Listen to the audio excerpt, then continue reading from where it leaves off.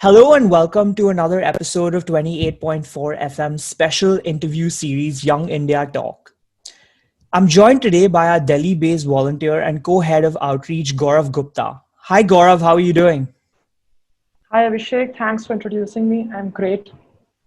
Gaurav and I are really excited about today's interview. And we're excited because we're going to be talking about a topic which is very close to our hearts and minds, but it also affects each one of you listening to this podcast or viewing us on YouTube. It's because we're talking about the Indian economy. And in case you haven't noticed, the Indian economy is in one of the biggest slumps of, over a generation. Things are very confusing and they don't look like they're getting much better. So we thought we'd bring you the views of an expert who can break down where we are at and where we are headed in the post-COVID environment. So without much ado, let me introduce you to today's guest, Professor Subodh Mathur. Professor Mathur is an economist. He's done his PhD from the Massachusetts Institute of Technology and currently teaches at Johns Hopkins University. He has also been a consultant to the World Bank and an economist at various US government agencies. His work has taken him across the world to different countries in Asia and in Africa. Born and raised in India, he is a keen observer of the Indian economy, and we are super excited to have him share his views on where we are at today. He is also the author of Core Economics, and this book is really fascinating because it's geared towards non-economists who have no training in the subject. So I really recommend that each one of you check it out, especially those of you who want a primer to economics, which is jargon-free and free of all the mathematics that almost all of us dread. So, Professor Mathur, thank you so much for joining us. We really appreciate your time and your insight. Well, I'm excited to be with young people. I can't tell you how energizing it is for me. I just want to make a small correction. I no longer teach anywhere. Okay. Because, I am now interested in spending my time writing, and actually I'm also planning a book on India, what India should do for the next 15 years. It's sort of my own agenda. It's not an analysis of what has worked or what has not worked, or who did what, when, where, why, who. No, it is simply me saying in 100 pages with an executive summary up front of where I think and what I think should be done in India so that in 15 years, say by 2035, we have tripled our GDP. So there is a little bit of a target there, and I am thinking of writing it. I've not yet written even one word, but many times it takes me some time to write, but once I start writing, it works well. So thank you.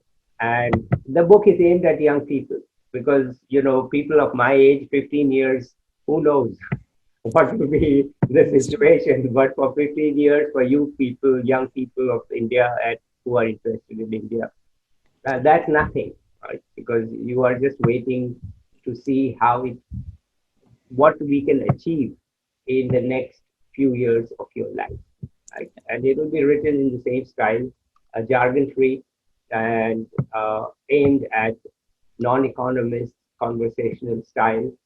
So we'll see what happens. But please, let's go ahead and ask me the questions, or we can discuss any topics that you I really look forward to this book because I think that gives us a good segue into sort of our interview in general. We're talking at a time of, an unprecedented health and economic crisis, not only in our country. We're not alone in dealing with this. It's everywhere in the world.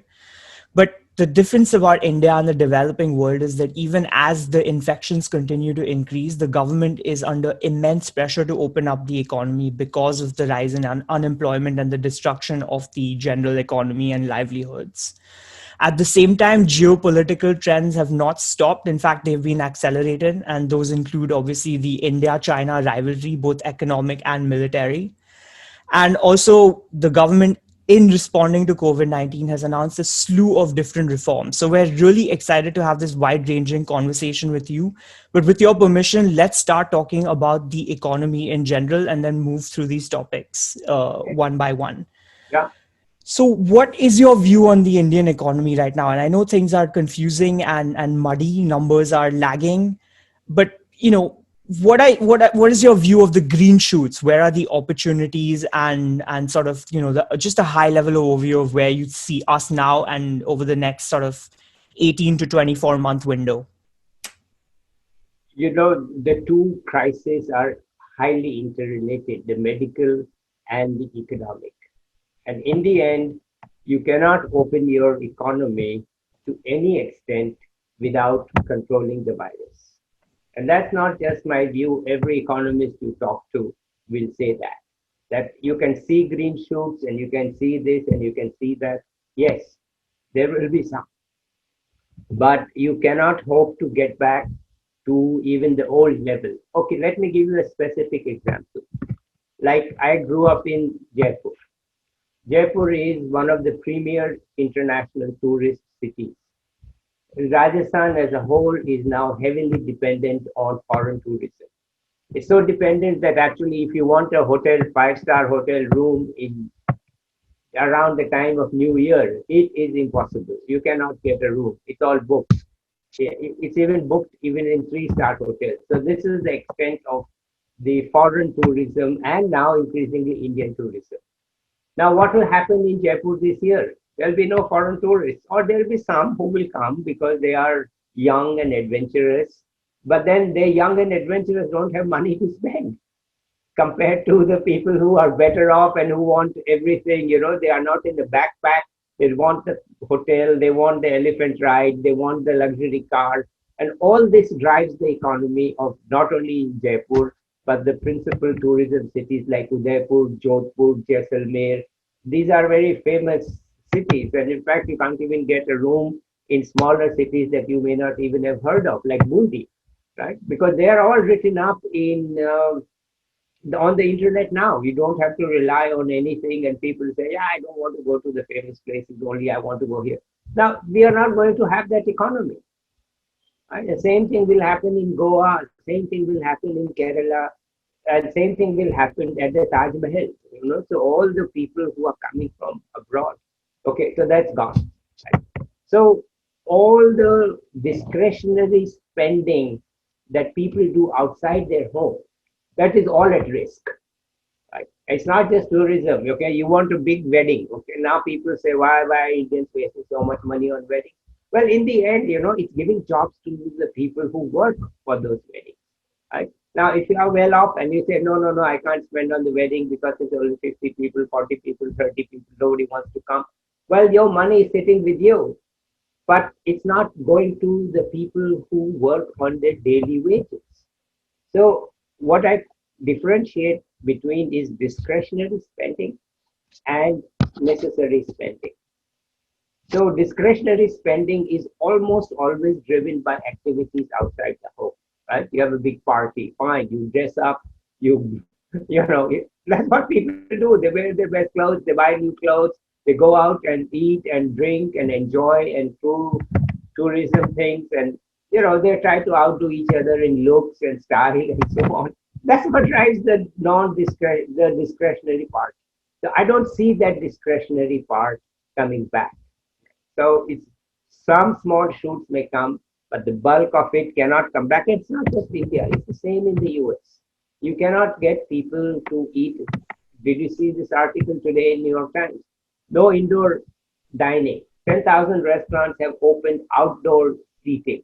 But outdoor seating is 10 people, where inside seating used to be 50 people. Correct. And when people sit outside, they don't spend $100 per person on dinner. They think, it's just sitting outside. So they spend maybe, you don't get the fancy menu and the waiters and so on. So it's not, forget the green shoes. That's a small part. Unless you can give people the confidence that it is okay to go out and spend your money, they are not going to spend the money. And the US and Indian economies both are now heavily driven by the expenditure. Correct. It's a consumption driven economy, right? Right. So if you don't consume, it's not good. So we'll see what happens on Diwali. But you can't have a big tamasha on Diwali now. Yeah. Because what will you do? You are sitting at home, maybe you have five or six, seven family members with whom you are comfortable. It's like your bubble, right? It's your pod or it's your group. And with them, you do something, but you're not going out to spend a lot of money. And even well-off people, they say, oh, we have a job. I don't know what will be my income, whether it will go up. So they are cautious. So I, you can see green shoots, sure, and you can see some revival, and you can see it some in geographical places. But the core of the expenditure that is discretionary is not coming back till you have got the virus under control. So Correct. it is a gloomy outlook, but it need not be, because it's not so hard to get this virus under control. We can learn from other countries. Very true. And let me just add my favorite theme here. We've already seen that the chief ministers are the key to controlling it. So the Correct. union government has essentially said, we can't do it, you guys do it. Let them take it seriously. Now, to give you a reverse example, in my home state of Rajasthan, we have had this political turmoil for weeks. Yes. Right. Now, I'm not going to say who's right, who's wrong. Right. Let's leave that out. What I'm saying is the government focused on this turmoil, or is the government focused on fighting the virus? If you don't have a stable government, Hmm. they cannot be focused on fighting the virus. Where is their focus? Their focus is on survival, right? And the other side is trying to topple. Now, I don't want to name who the other side is, Yeah. but somebody is trying to topple somebody, right? In the middle of a virus infection, which affects everybody. Now, there's a joke. So where do you see the green shoots? You think they are making a policy on how to deal with the lack of tourists this winter? No, they are putting their MLAs in fancy resorts so that they cannot go anywhere, right? It's not green shoots. It's actually it's an economic disaster. So I'm sorry, but till the chief ministers wake up and start taking active policies to stop denying that we don't have a problem, but to tackle it with the cooperation of the people, this is not going to come back to any level that is uh, doable. Now, there is a new term. I'm not sure it has yet become uh, well known. That is called a K-shaped recovery. In K-shaped recovery, one part goes up, the other part goes down. Right? So K-shaped is like this. Right? So you can see the green shoots in one part, but the other part is going down. So more and more, the view is coming that the recovery and the green shoots are not taking everybody up. They're taking a small segment up like this, and the other segment is going down like that. So Right. K-shaped recovery is the green shoots are part of the K-shaped recovery, the part that is going up. But when you look at the part that is going down, we are not going to be able to, by we, I mean India is not going to be able to say, okay, we are at 6% GDP growth. Correct. Most of the people who had migrant workers who had fled back to their villages are now back at work. They're not. And they're not likely to be back. So that's green shoots, yes, but don't get fooled. They're part of the cake. Of course, and I think that you've made a couple of very interesting points. One is that we do need to control the virus before we can think about positive growth, and the second is that we are a federalist country, and there is a role of the states to control the virus also. And cooperative federalism is one model in which India can use to sort of successfully bring the virus under control. I want to sort of focus on the economic sort of response to this, and you made a couple of good points about discretionary income falling, and it seems like the bottom has really fallen out. There is no demand in the Indian economy. And to stimulate that demand, a lot of people are saying the government should give money into the hands of the people. Now, in this context, we have an Atmanirbhar Bharat package, which is purported to be 10% of GDP, but that figure has been, contested, criticized, pick your adjective, for not being actually 10% of GDP. Um, there's no real sense of giving money into the hands of the people. We were hoping for sort of an increase in PM Kisan and stuff. That has not happened. We're usually getting sort of credit guarantees and whatnot. So in this context of falling discretionary spending and demand, just the bottom falling out of demand, how would you rate the sort of Atmanirbhar package in terms of its structure and its effectiveness in kickstarting demand at this time? Nothing can replace the demands of the income or the expenditures from well-off and middle-class people. The Right. government in no country can replace that. So it's not Absolutely. a criticism of Atmanirbhar. It's just that the Indian economy is increasingly consumption-driven, Yes. right? And the government cannot hope to replace that level of consumption. Anyway, the money from the government goes to poor people and they are not in discretionary spending. So rightly it goes to poor people to give them the safety net and they spend it. And they spend it on what I call it as necessities, right? So they are going out there and they will spend it and it is helpful, right? It is helpful in giving them a way to sustain themselves while their incomes are down. So it's a good idea. And the size is really not so important because no matter how big the size, it cannot replace the expenditure that middle class and well off people do, which is not their core expenditure. It is what they want to do to have a good time, right? Or to just to have a good time, right? They spend them. This is not going to replace that. You are not giving any money to the well-off people, and if you give it to them, it makes no difference because they are not spending what they already have. So what's Right. the point of giving them more money that they won't spend? So yes, let's not get distracted into the size and whether this is 10% or not. Whatever the government can do, it cannot replace the expenditure. If you remember your equation for GDP, it's Correct. consumption plus investment plus government plus exports, net exports. So we Right. don't see any net exports because today that's impossible. We see net exports going up because we don't import, right? So Right. that helps a bit. So net exports actually go up in India, going up because the import has fallen because the well-off people don't want to buy any of this stuff now.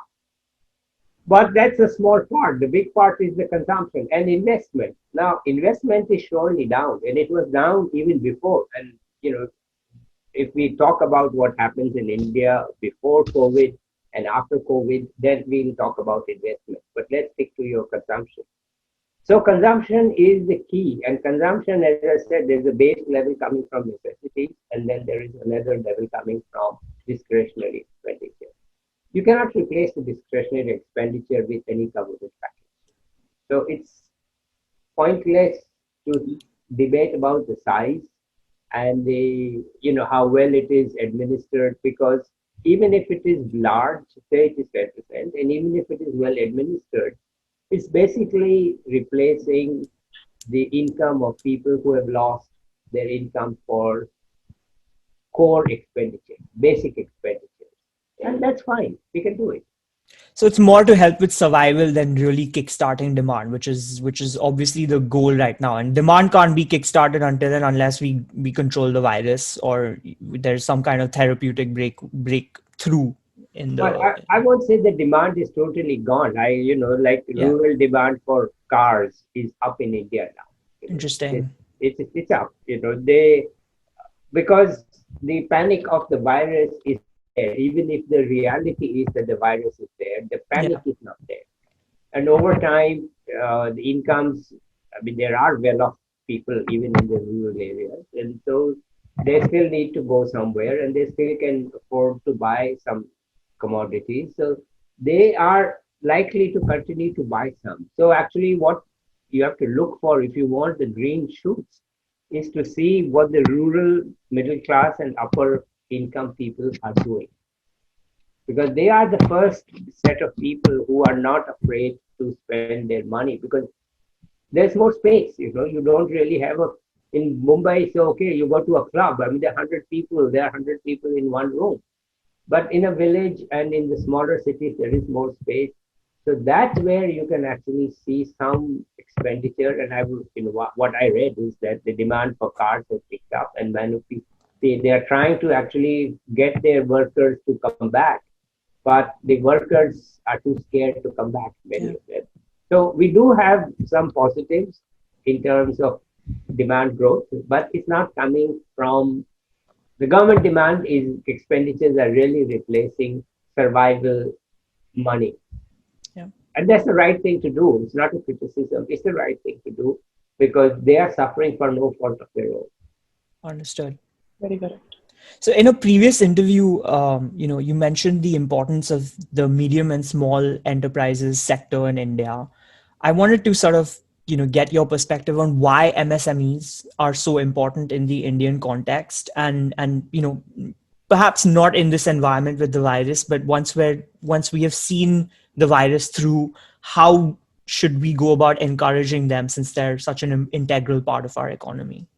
Well, this you are two questions. So let me answer why it is so important. Yeah. Because we have, as we discussed, a large number of young people coming into the workforce. They're coming of working age. And working age, you can actually say for some of them is 16 Hmm. and 18. They finish high school, their parents are poor, they've saved, they put these kids to school, send them to school, and now they say, forget it, we need the money, right? We Yeah. can't keep on, you need to earn some, right? So, and they perhaps went to, let us put it bluntly, very low quality schools, right? So they are not high skilled. So we have essentially a huge number of low skill but motivated workforce coming every year. Let's not think that they are qualified engineers. They are not going to all do software, right? They are low skilled people. They went out, maybe the first 5 years were in a lousy village school. And believe me, all village schools in India tend to be lousy, right? They are not working well. So Yeah. these, and I'm mentoring some people, young people in India now, Yeah. to another channel, and they are 18, 19 years old, and I can see how they are motivated, how they are struggling. But they are not high skilled people. Yeah. They're not even low skilled people. They are basically just struggling to get some work. So where are they going to work? If you look at the big industry, and even after the COVID, they think workers are a liability, partly because of the labor laws, and now partly because automation is possible, much more possible than it used to be in the past. And you don't want workers falling sick, and you don't want workers running away. So you want automation, and that's not just in India; it's everywhere. People are thinking workers are a liability, right? So let's automate. India, in the big industry is already automated. Card making in India is quite automated compared to what you might think. Why? Because the foreign companies bring their same systems of production as they're using abroad. Excuse me. They can't change it much. So where are all these people going to work? They can only work, and now they can't even go to the big cities, right? Because it's too scary. You don't know when the next COVID will come or the next thing. So, and you really can't have them there because it's now exposed that these people living in the big cities are leading a miserable life, right? They are in very, very tight living conditions. And in fact, they all cannot be in their home at the same time because the home's too small. They have to go outside and work. But now, so where is the place for them? Only place for them is in the places where there is a demand for lower level of skills, where there is no high tech, right?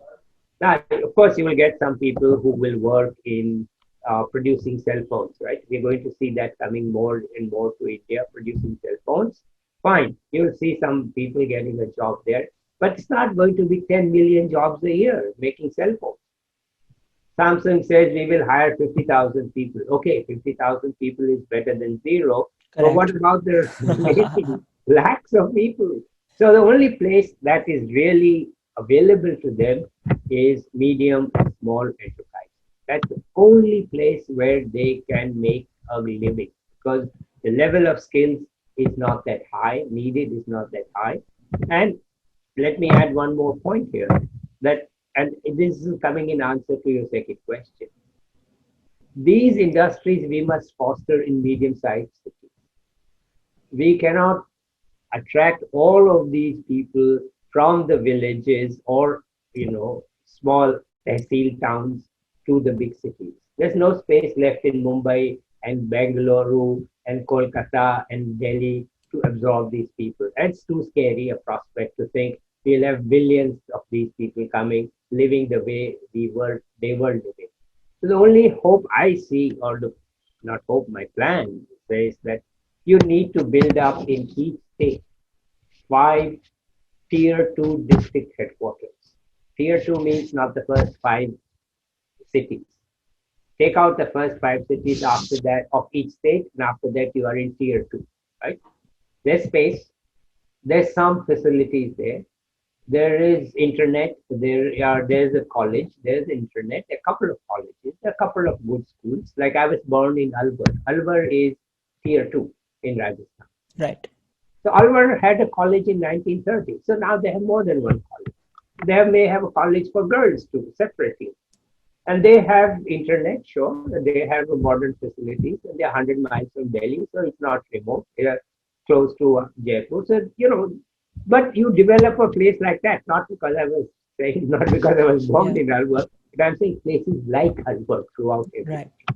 That's where you can set up a medium-sized firm that doesn't need a lot of money for land.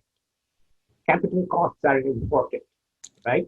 So land is cheap there compared to the big cities. In Bombay, Mumbai, you can't even rent a step to sleep on. There's no space. But to go to places like that, I mean, I can name you several cities in Rajasthan, and you can find the equivalent where it's space, but some development has already come. And that's where you give the small and medium enterprises a chance to expand. That they are going to serve, they can serve the local market, and they can serve the national market because they are not so far and not so remote that they are not connected by road. By road, I mean trucks. Trucking Right. is key. Right. So you have to be able to you make the stuff and you sell it all over by trucks. So they are connected. Tier 2 cities are connected by road. They may not have a good connection by the railway, but they are connected by road, and they are not so far that nobody can go there. They can easily go there. It's not an issue. So that's my thinking that we need to. The point is, where are we going to absorb this huge number of millions of people coming every year with perhaps they didn't pass the 11th, nowadays it's 10 plus 12, so whatever. So then pass 10, but they studied what we used to call matric fail. Okay, at least I Right. appeared. Yes. At least I appeared for the exam, right? Yeah. So I'm somewhere, I'm not nowhere, right? Right. So now what are you going to tell this person? Become a software coder? No, you can't. Work in a bank, maybe as a security guard, but not more than that. So, but that's not very productive because those security guards, maybe there are 2 or 3 of them doing nothing because you need to hire them. Yeah. So we need to have them productive. Then the only place for them, as I see, or perhaps one of the places that I see, is small and medium enterprises which don't require so much capital, which is very hard to get, and they are in places where land is cheaper, and the workers are coming from the smaller towns to this place. So there's a plenty labor force coming, and it's not a shortage issue, and the skills are low. Okay, so that's my idea. I think there's so much to unpack here. Maybe we need to do a follow-up episode with you on MSMEs and how to encourage their growth, but just encourage you in the interest of time to move on to the next Yes, topic. yes. Gaurav has a very interesting topic for us. It's on all of our minds. So I'm going to hand over to Gaurav and he's going to introduce it to you. Okay. Hi, sir. Moving on to address the dragon in the room. As you know, China's rise as a global superpower has been one of the gravest geopolitical challenges we have faced in the recent times. Not only they are a military adversity, they are one of our largest trading partners and more importantly, our neighbor.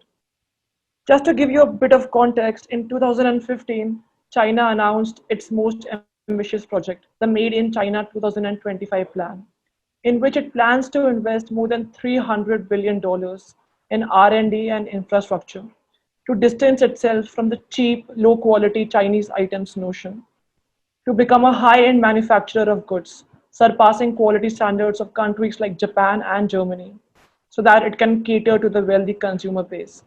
So my question is, that the Made in India initiative was also introduced a year prior. What do you think the shortcomings of it were, and has it been a success in making India internationally competitive? Well, 1 year ago, for I used to get so many on Quora. I used to get so many questions about Pakistan. I'm glad you asked me about China. But 1 year ago, in desperation and frustration, I wrote what has now become my motto. I wrote, "Wake up, wake up, wake up! China, not Pakistan. China, not Pakistan. China, not Pakistan." And that has become one of my well-known mottos on Quora.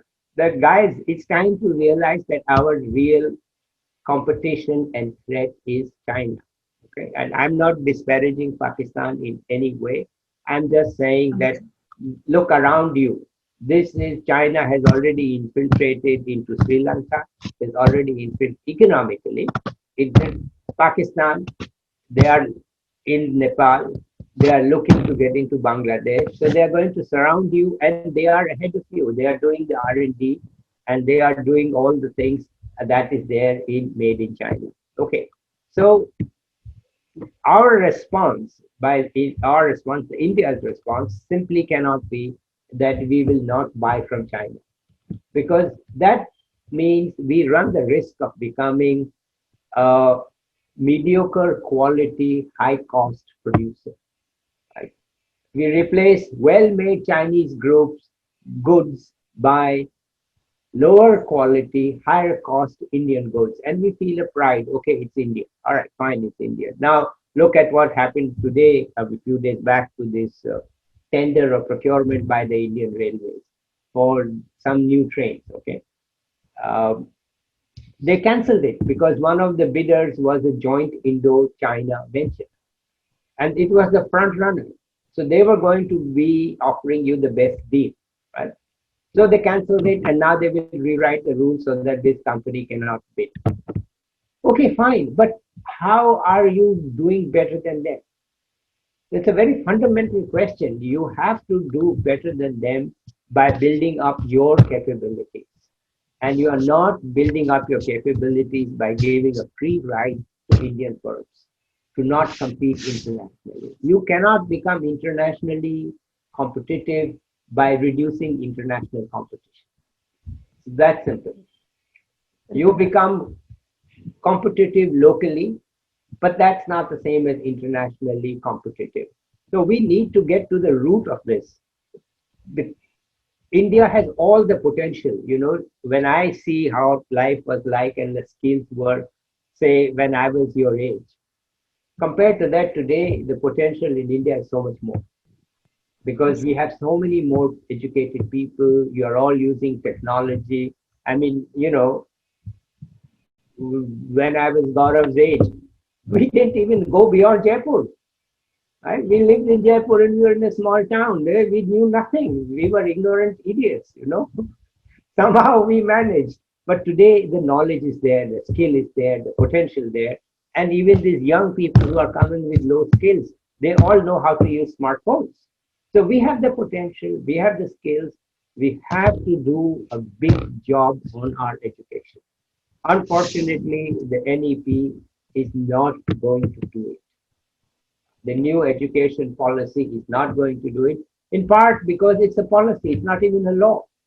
And there's no way you can enforce it on any state. Tamil Nadu's already said we aren't going to do it, right?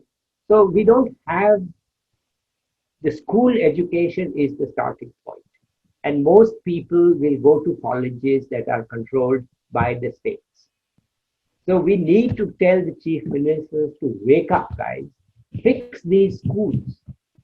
I mean, right now, I just read that because of the pandemic, middle income and especially low income people in Jaipur have shifted their kids out of private schools to government schools because they can't afford to pay their tuition. So we don't have a way. And by the way, when they can't pay the tuition, the schools also shut down because the schools are not that got that huge amount of money to absorb the shock. So if 30% of the students aren't there to pay the fee, the teachers can't pay, then school shuts down. So it's a very bad situation. We need to really, really, really make sure that our schools, colleges, and even IITs are much better. Because what we do in higher education is we take very smart people, people like you take them and you teach them nothing. You give them no freedom. You make them memorize in the same old stuff. They get nowhere. I mean, the same thing happened to me, right? You write those exams, you memorize something, when you write the answer, you don't know what you write because there's no thinking, there's no creativity, there's nothing.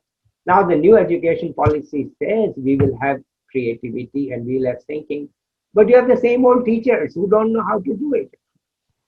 So this is Discovery. not serious. What we need is a very serious upgrading right from elementary school in the village to doing research at top level places. Like I studied at a top level place, Delhi School of Economics. Delhi School of Economics was a world famous institution at that time. And the professors there were known everywhere. But we didn't encourage Delhi School of Economics at all. In fact, it's been suppressed, not allowed to do things that it wants to do. There's no good research coming out of it. Today, it has no competitive advantage. IITs, yes, we have brilliant students, but they can't do anything in terms of bringing innovative ideas when they are still in India. We are not able to get that going. So this is the actually number one. I mean, I have three or four priorities. One of them is giving freedom to young people to think and innovate. Without it, we are Definitely. not going to be able to catch up. And young people, meaning whether they are in a elite institution or they are in a normal institution, everybody, we must fix this. Without it, we cannot compete with China. In any case, we are not going to be competitive with China in 5 years. We need 10 to 15 years. There's no way we can do it in 5 years. 10 to 15 years, that's why I'm thinking 15 years. So, in the aftermath of the Galwan Valley clash, which happened recently, the Indian government responded to Chinese aggression by issuing a clarion call to Indian industries as well as the manufacturing sector to gradually end reliance on Chinese imports. Our further Prime Minister also asked the citizens to be vocal for local.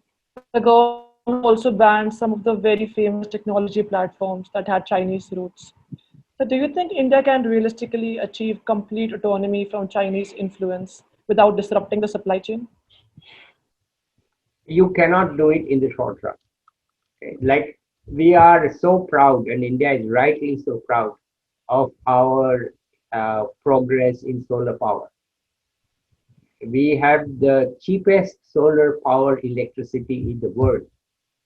So when they do a tender to buy power from private companies, the prices they quote are the cheapest in the world. Great. But those panels are made in China. They are not made in India. So you say, fine, we don't buy Chinese panels, we'll make Indian panels. Well, Indian panels cannot compete with Chinese panels. That's why we are importing from China. Now you shut them off. It'll be 2 or 3 years maybe before you can ramp up even to that capacity. And you are never going to be able to match that price anytime soon. So as I said, you are back in the problem of mediocre quality, higher cost production. So unless you find and give freedom to the firms, instead of hassling them, we have this ease of doing business index and we are doing very well in it. But go and ask the average worker and the average producer. This index is only for two cities and big companies. The rest are suffering beyond belief from corruption, inefficiency, lethargy. And the biggest criminals are the state governments because they make no effort, most of them whatsoever, to welcome any of these people. Right? They just don't have any interest. I mean, just imagine how much the software industry is welcoming Karnataka. You think they are very welcome? No, they didn't even give them a second airport, the modern airport, for years. Why? Because, uh, the chief minister said, चलता है. no, not Chalta. He said, you don't hire my people. Yeah. Sir, we hire nationally and we hire internationally. He says, but my people don't get jobs, so why should I Right. build you your airport? Because how many of my people will get jobs? So we have this perverse sense. A Madhya Pradesh chief minister says, I will reserve government jobs for local people. Well, what is it? Do you want one India, or do you want talent? Do you want competition within India and internationally? Or you just want to live in your own little huts and think you are doing well? Well, we are increasingly living in our own little huts, and we cannot become globally competitive like that. So we need to remove. I mean, the potential is there, by the way. The potential is much more than when I was young. Okay, it's huge, but we are not unleashing it. We are taking no steps to say, okay, this is, we get out of your way. Most people don't want money. They don't want help. They want you to not hassle them. Just get out of the way. So many people write to me that I cannot do my business because there's so many hassles. I cannot start a business. I cannot do this. We are not going to be globally competitive with that kind of mentality. Now, I've heard positive stories too. Somebody told me that the UP now has a system as good as Karnataka's to give one stop clearance. Right? Maybe it's true. If it is, it's good news. Right? That's what we need. That we need to give people who want to do well, who can improve the product, who can do the work, a chance to do it instead of hassling. So that's why I come back to this point that we can have macro policies which say, okay, here's your chance, next 5 years, no international imports. But then you tie their hands behind the back. The infrastructure is not good enough. The trucks don't come on time. The roads are crowded. The power fails. Now, it's not the case in every state, but you need to be good in every part. So I don't think that any policy at the union level is enough. So this is my other motto on Quora: PM plus CM, PM plus CM, PM plus CM. We need the CMs to wake up, and we need the young people like you as part of your political initiative to say the CMs must deliver their part, whether you call it cooperative federalism or you call it anything. I don't want to get involved in a debate. I just want to say very simply the CMs must wake up. And we need to free our higher education. Now, the new economic education policy, unfortunately, puts the union government strongly and firmly in control of higher education. The IITs don't need any control. Actually, they don't even need any money. Just let them do what they want to do. What are they going to do? Mess it up? No, they are not going to mess it up because they are run by highly skilled, educated people. They're not going to mess it up. Let them do it. Let them think of their labs. Let them think of research. And that's how we will get it. So I'm sorry, but with the heavy hand of the union government in the new education policy, I don't see the freedom and initiative and the openness to So, make in continuation to that, the what last budget sparked a lot of controversy and debate because the government announced its very bold plans to strategically disinvest in some very important profit making PSUs and also engage in privatization drives of airport, railways, and even the defense sector. This was done to reduce the fiscal deficit and increase investments elsewhere. Do you think this is the best route the government can take to achieve that objective? mostly yes. Uh, the running the private trains. Okay, the elite and well-off people want comfort on the railways. Let them pay for it. Make some money and use it to cross-subsidize the people on the ordinary train. Why not? Because the government cannot keep. See, the government can no longer control financially the economy. The economy is now too large. It's just too large for the federal union government to be able to say, we are going to have a major role in it. It's just not possible anymore. That was possible when I was your age. Not anymore. private part is the key part. They are Indians. Let them run some 25, 35, 45 special trains. Elite, get a comfortable trip. Charge them some 20% extra for it and cross subsidize the poor. Why not? Let's do it. The airports, I mean, after privatization, Gaurav, I don't know if you have traveled internationally yet, but when you go to Delhi and Bombay airports, I mean, they are a pleasure. And you charge the people going there a fee, airport usage fee, call it by some name or the other, or you make them pay a high price for the cup of coffee, and the guy who's charging them a high price for the cup of coffee has paid you a large fee to open the shop there. So you are getting the money through that route. You won't call it a tax, but you have those glittering shops there. Now those glittering shops are actually paying a lot of money to be there. So there you are able to generate some voluntary revenues through this privatization. It's badly needed to support the schools and to give more money to research and so on.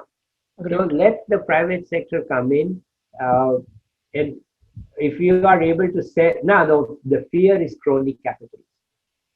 To whom do you sell? Do you sell fairly, openly, publicly, transparently?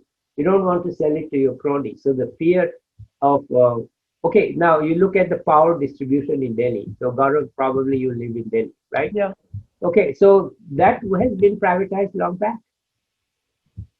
The two power companies in Delhi are private.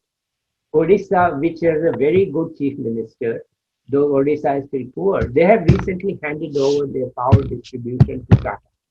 Right? Now, what do you have against Tata running your power company? Nothing. So, if the change is made in a transparent and fair manner, and the government retreats to its core role, right? Then that's a good idea because we are no longer in the age we were when I was young, where the private sector was incapable, incompetent, not able to do much. Today it's very different. We have, there was only one or two companies that could make cars or things like that. Today we have so many. So we are in a competitive world. Let the private industry in India become competitive and let them become world class. So I'm not at all Correct. against privatization, but done without crony capitalism. We cannot give away our. Now, the problem in all this is what happens to the workers. This is the sticking point because the workers, the private people don't want those workers, or at least they don't want 20-30% of them because they think these guys or these workers were just hired for uh, non-merit reasons. They were politically connected or of a right caste or a right religion or right group or whatever. And they are incompetent. If in none of that fails, they are just not competent because so there's a real problem in selling the private sector units because the private public sector units because the private sector doesn't want them with the labor force that is already there. But otherwise, I think it's time for the government to focus much more on facilitating growth, facilitating private people to do the economic growth rather than the government doing the economic growth. So that's one of my mottos. Let the union government be a facilitator. Not an owner. Facilitate. Huh? Not an owner, sir. There's no need anymore. 60, 70 years ago, there was a need because there was no private capital. There was nobody who was willing to invest. We were a poor country. There was not enough savings. There was no way to get the savings. There was no private investment possible. So we had no choice but to have government investment partly backed with foreign support, foreign borrowing, stuff like that. Okay, those days are gone. This is a new India. It's a new, vibrant, energetic India with plenty of money floating around. Plenty. I mean, if we can spend so much on weddings, we can spend some on investment, right? There's no, Yes, sir. so, there's money, right? There's money. We need a way to channel it, and we need to let the private people do it. The biggest problem we are facing now. Let me now come to that point. is that before COVID, the level of investment in India had fallen as a share of GDP. So if you look back at the last 3 to 4 years, the share of investment as a ratio of GDP has been falling. Why should investment fall? Because there's no reason at all for that investment to fall. So unless you can get that private investment up to 35, 40% as a share of GDP, 35%, we are now down to 28, 29. That is what will give the jobs. And that is what will make you globally competitive. So maybe I've said too many things, but anyway, that's what I That think. was very comprehensive, sir. Okay, Truly. thank you. Sir, I think that we have covered a lot about a lot of our questions on the new education policy, which is great because then we can add more questions because we had a lot of submissions from our followers on Instagram and whatnot. So I'm actually going to turn away to a little bit about talking to India's youth and your advice to them generally. Um, a lot of questions were asked on the state of the economy and unemployment. There was a new CMIE report which said that unemployment is high even amongst those who have college degrees. There are a lot of layoffs in the private sector amongst the salaried class and whatnot. And a lot of people were asking for advice on what skills they should develop in this time so that they can be competitive for the new economy. So I just wanted to ask you for your advice on that. Uh, it's a tough one, but there's one very simple general advice. For young people, they have to be adaptable. They cannot say, I'm doing this or I'm doing that. In the old days, it was possible. But even people of my generation, they are shifting what they can do every 3 to 4, 5 years. So you have to be adaptive. You, in other words, it's your general skills that matter. Your ability to define and solve problems, your ability to be innovative, your ability to deliver what your boss is asking for quickly, your ability to work in a team and not get involved in disputes with the team members. And there will always be disputes, but to be able to tolerate those and still get it done. Right? So that's what I would say to young people, that what you learn is going to be outdated in 4, 5, 6 years. What you are doing now is going to be outdated. You have to constantly reinvent yourself. I mean, look at my father-in-law. He's 93 years old. He Wow. lives here. He grew up without electricity. Today he's sending text messages, right? Amazing. So you say, how the hell did he get to send text messages? He's on WhatsApp, he's surfing the web, he's doing text messages. So what gave him that skill? Not what he studied. He was living without electricity. He was born in 1927. Where's the electricity? No electricity for the first 15 years of his life.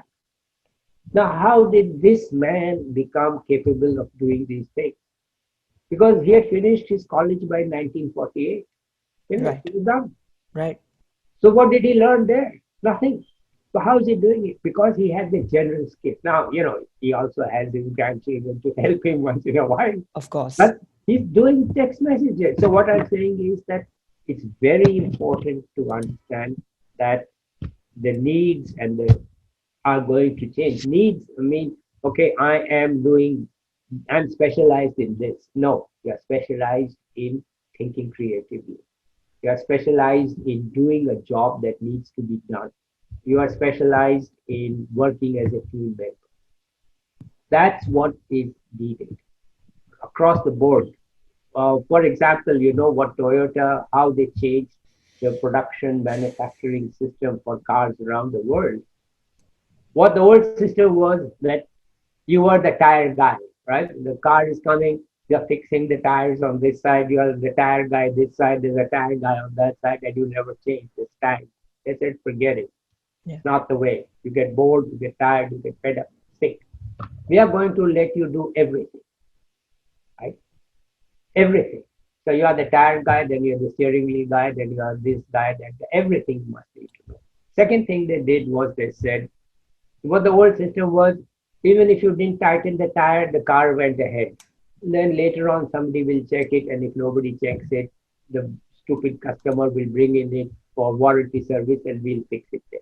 That was Yeah. the old. They said no. If you didn't fix the tire properly, you pull the chain and the car stops. You don't have to ask your foreman, you don't have to ask anybody. So what they did was they trained these people to be responsible. And I can tell you a similar story about Honda, the first foreign company to open a car making system factory in the United States in 1985. When they came, they said, we don't want to hire anybody who has any experience. And they spent 1 year interviewing 18 to 19-year-old people. Wow. And then they said, okay, we have found the people with the right attitude. Yeah. Now we will teach them everything. So what I'm saying is for young people, the right attitude, the right abilities. What you know is outdated 10 years from now. Right. Right? Uh, So you can not say, oh, I am an expert in Oracle.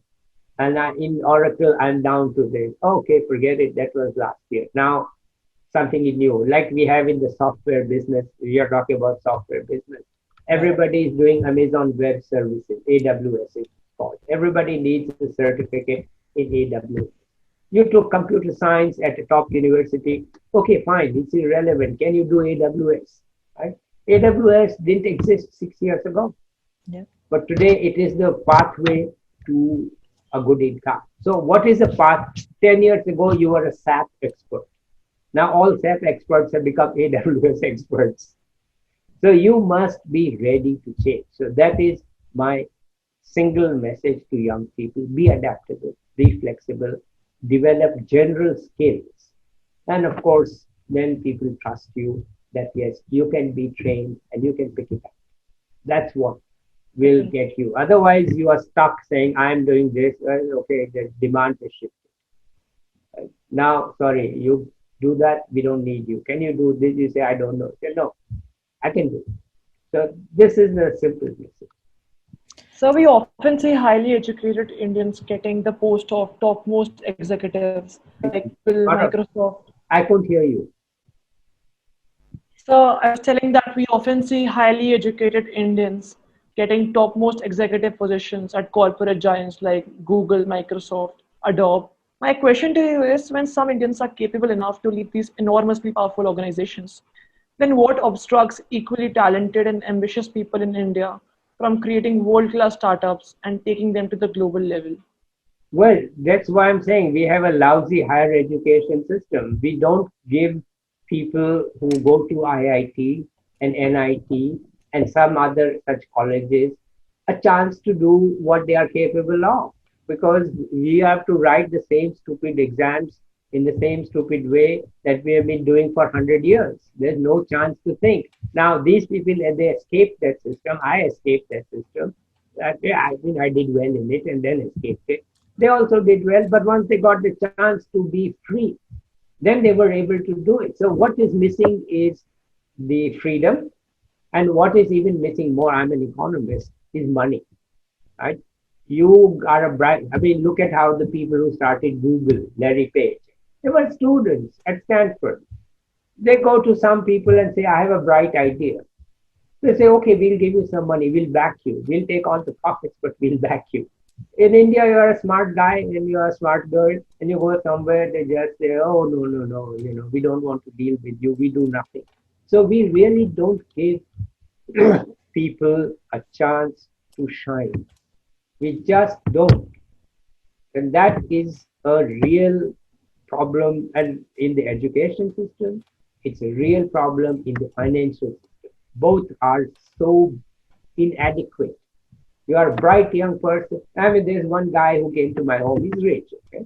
And he's well off. He says, oh, I gave my son 10 crores rupees to start his own business. So, right. Your son can get it because you're well off. But what about the other smart guy whose father has not even 10 rupees? He can't start it because his idea is just as good. But if he goes anywhere, nobody's even going to look at him. So we don't give a chance to our young people who are bright and talented. And chance includes two things.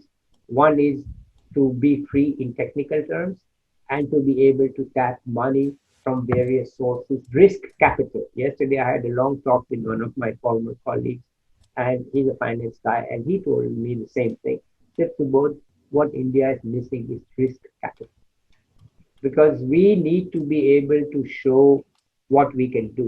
And in the companies too, they give the young people a chance. Right? What is your idea? You don't just rise to be like Sundar Pichai or Satya Nadella by doing what your boss tells you to do. Right? You are shown as somebody who can think of something. You are shown as somebody who can take control, charge, leadership. And you have a chance, not a top-down structure. So long as you keep a hierarchical top-down structure with nowhere to go, and you get fed up of your boss and you say, I have a bright idea, I'm going to try. And there was nobody giving you any money. So you quietly sit there and do the same old job. That's why we don't get people rising to the top. And then when they rise to the top, they become professors or other leading people. The politicians interfere all the time, can't get anything done. So I'm sorry, we have the potential, we have the capabilities, we are not behind, but we just don't have the system to give people a chance to do what they can do. I mean, you are too young to remember, but Hotmail was invented by an Indian guy in the US, Sabir Bhatia. Nobody had any idea of web-based email. It was a shock.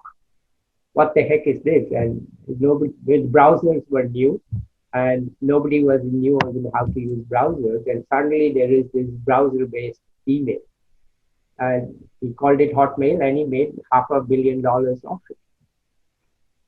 So give people a chance. Sabir Bhatia didn't have a second idea after that, but his one idea changed the world. Exactly. And Sabir Bhatia in India had no chance to do it. That is the problem. Okay, I'm sorry, I'm taking too much time. So go ahead. Sir, we had a lot of questions about your experience working in some other developing countries. How would you compare the experience of either advising policymakers in India and in certain other countries? What are they doing differently that we may learn from and incorporate into our own economic policy making process? Here, I would say India is different. We are, uh, we face great difficulties in most countries. You go to I mean, I've been in Asian countries and I've been in African countries. I've also been in Central Europe. I would say India is, we are, our politicians tend to not listen so much, but in the end, you still have a better chance because you can still talk to the civil servants and you can still get something going. So I would say that we are not the ones who can learn from others. Others can learn from us. We are certainly not the paragon of virtue or anything like that. Correct. But I think overall, there's not much that at least I can say I have learned from other countries in terms of being able to bring to India. What's missing in India is that Indian states don't learn from each other. That's what you can learn. I mean, you are sitting in West US. Okay, we have a ranking of now we have so many rankings, right? Yeah. Indore is the cleanest city. I just saw the rankings the other day. Now, Indore did it, right? Now other cities can say, listen, I want to be clean. Let me go to Indore and see. No, no, no, no. Indore is Indore. I am myself. I'm not going there.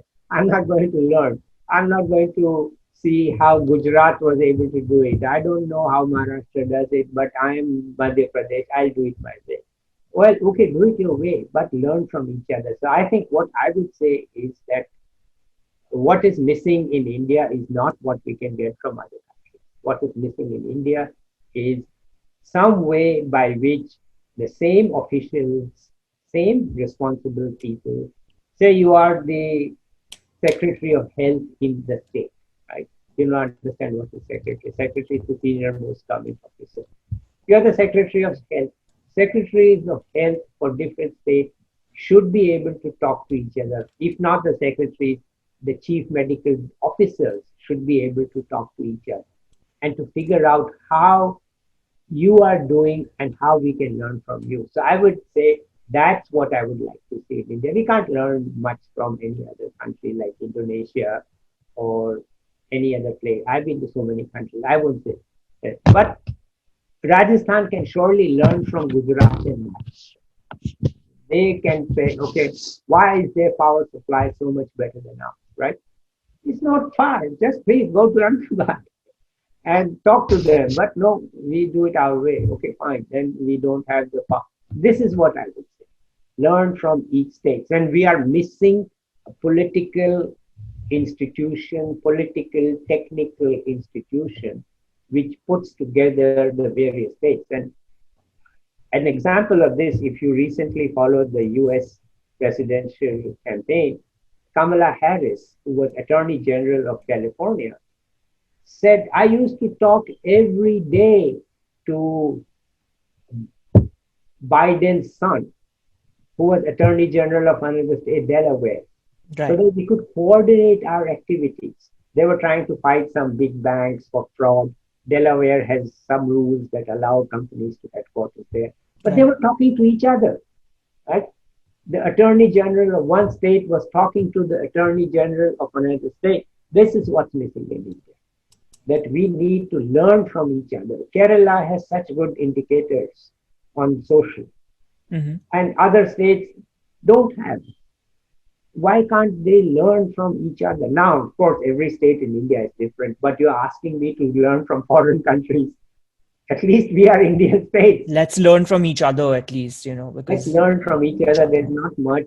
Uh, the only thing I would bring is that Bangladesh has world-class NGOs, World class, sorry. non-government of agencies, NGOs. Okay. NGOs.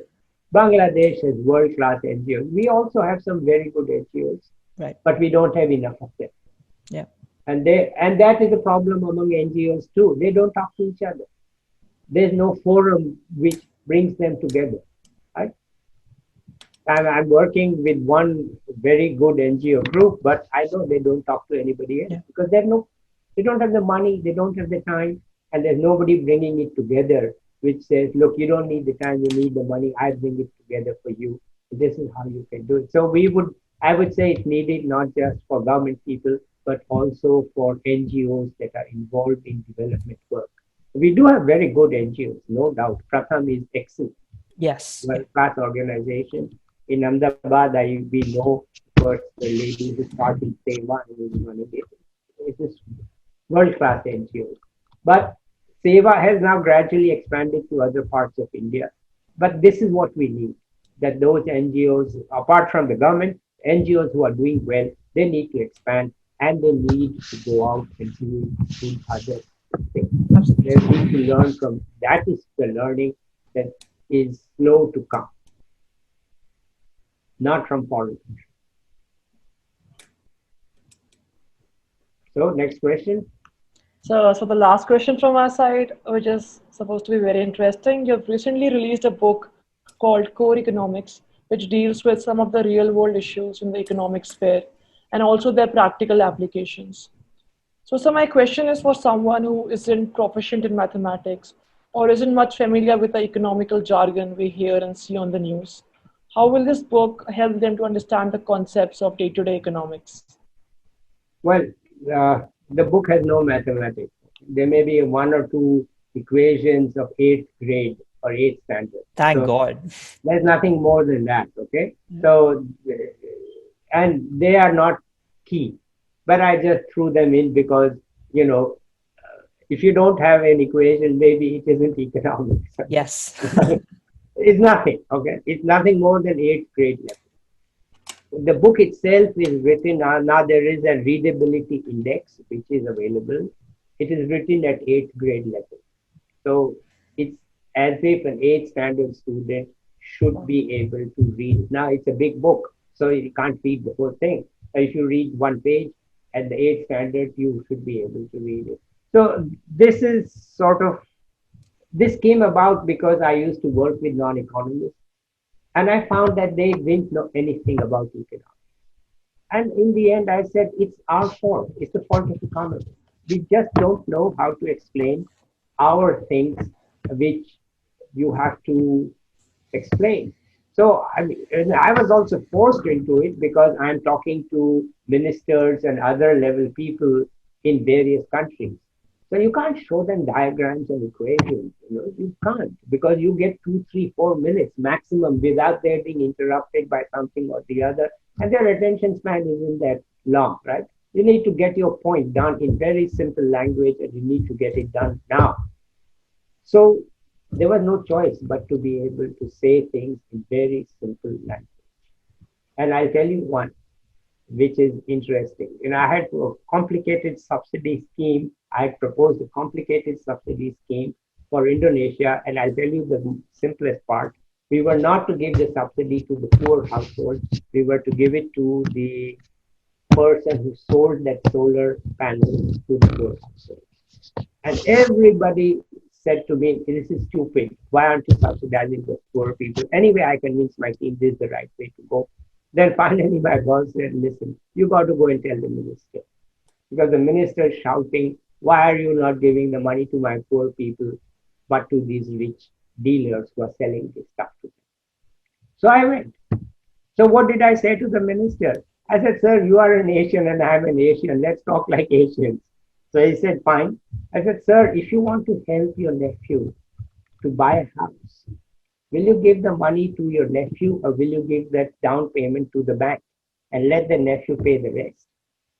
He said, you're right. I'll not give it to my nephew. I'll put that money in the bank and let my nephew bring the rest. I said, that's what I'm doing, sir.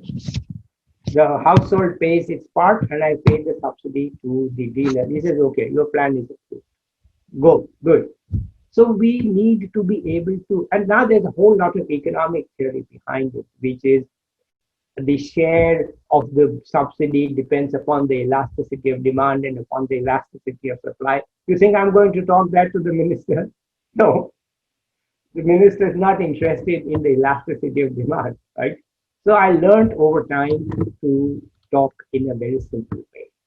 And so I went back to teach at the American University, and I said, listen, I'm not going to teach the old mathematical courses I wanted to teach. I will teach a different style. I will write my own lectures and I will teach. And there's a very, and I'll teach people who are not economists. I'm tired of all this econometrics and stuff like that. Leave it alone. I can't do it anymore. So it worked. And so then I decided that I might as well write, uh, I no longer teach at Johns Hopkins, because in January of this year, just before the teaching started, my class was cancelled because there were not enough students. I was left with 4 months of time that I booked for teaching. And what should I do? Then I decided to write this book, and I wrote like a maniac. I wrote it in 4 months because it was all there with me for the last 30, 40 years. So the book is really able to give, in my opinion, and if you read the reviews on Amazon, they all say the same thing. It's simply written, not mathematics, but it's not intro econ. It's actually taking you to college level economics right away. The first chapter opens in college level economics, not opens in high school, and not even intro. It opens in intermediate econ. So I'm basically writing third year BA economics in at a level that the 8th standard person can read. So that is the summary, and I hope people read it and learn from it. Absolutely, sir. Yeah, that's the idea. Sir, this was a really enlightening conversation. Your personal anecdotes and your perspective on certain issues were really insightful and enriching. I hope the young Indian viewers who would be watching this would get inspired and more curious about economics as a subject, and not think of college just as means to an end to a better job, but as something that adds to their store of knowledge and helps them contribute to the country's progress. Well, I thank you. And, if you have follow-up questions or any of the viewers have follow-up questions, they're most welcome to be in touch with me. I have no Definitely, issues sir. of being in touch with young people. I'd love it very much. And thank you for inviting me. It's an Thank you honor, so sir. much. And we hope we can have you back for for a follow-up episode so that we Okay, can. I'll be more than happy. Thank you so much, Okay, Mr. Mathur. bye. Thank you. Bye bye. Thank you, sir. Yeah, bye.